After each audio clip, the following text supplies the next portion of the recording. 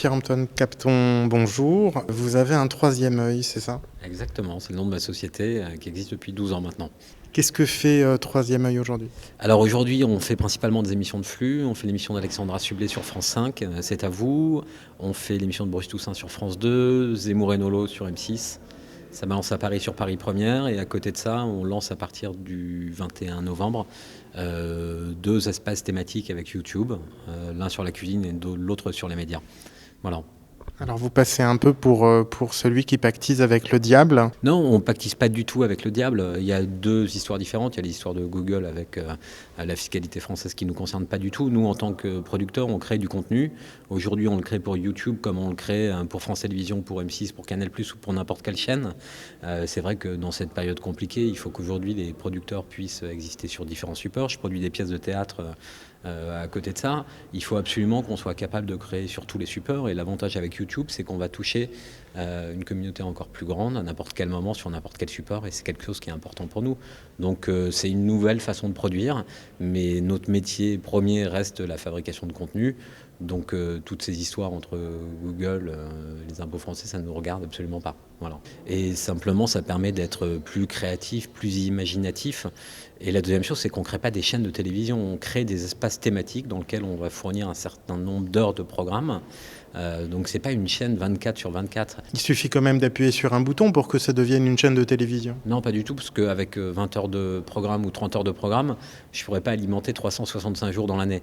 Donc c'est vraiment du contenu qui s'adresse à certaines niches et qui est réduit. Ça n'a rien à voir avec des chaînes de télévision.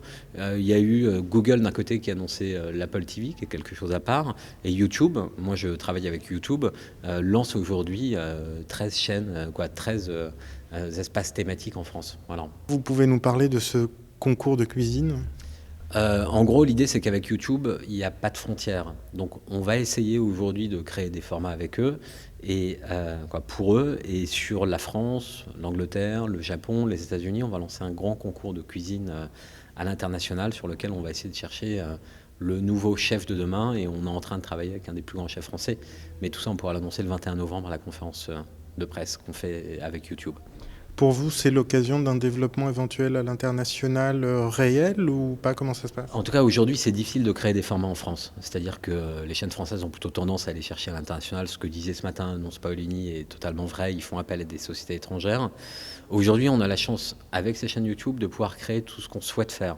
Donc, on va essayer de lancer des formats, on va voir ce qui marche. Et si par chance, il y a un format qui décolle à l'international, tant mieux pour nous. Mais c'est une vraie opportunité de pouvoir lancer d'autres programmes aujourd'hui.